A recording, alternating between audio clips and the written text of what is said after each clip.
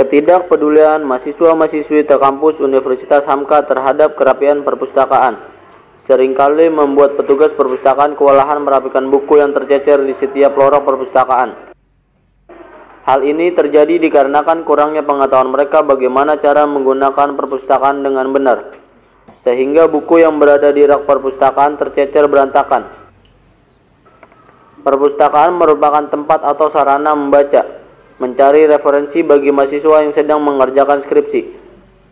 Namun, perpustakaan sering dijadikan hanya sebagai tempat mengobrol atau hanya sekedar melihat-lihat buku tanpa menaruh di tempatnya lagi. Sangat disayangkan hal ini padahal menurut karyawan kampus para mahasiswa sudah mendapat arahan bagaimana menggunakan perpustakaan sewaktu ODI.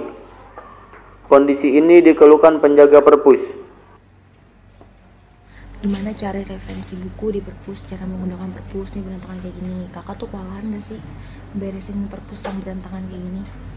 Iya sih, agak kerepotan kan. Harusnya kalau mahasiswa dalam mencari buku atau referensi itu bisa lewat komputer yang ada yang kami sediakan. Nah, kalau seandainya setelah cari buku tuh jangan taruh di raknya lagi, harusnya ditaruh di meja yang telah disiapkan, yaitu buat tempat setelah baca atau apa. Ya, terus gimana kalau misalnya ada mahasiswa yang datang ke perpus ini cuma bikin gaduh doang, terus bikin cuma buat main-main doang kesini, bikin berisik, kan pasti ganggu pembaca yang lain tuh. Gimana tuh menurut kakak? Iya, itu tindakannya kurang baik ya. Biasanya kalau ada yang ribut atau apa, karena kan perpustakaan ini kan manfaatnya tempat untuk orang membaca dan emang harusnya hening atau seperti apa. Kalau seandainya emang ada yang gaduh atau ngobrol atau mengganggu suasana yang si pembaca yang lain, itu akan kita tegur gitu.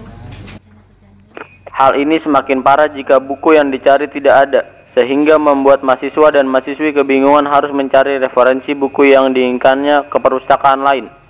Dan karena terbatasnya buku yang ada membuat mahasiswa dan mahasiswi harus bergantian meminjam buku yang dibutuhkannya karena jumlahnya yang kurang memadai.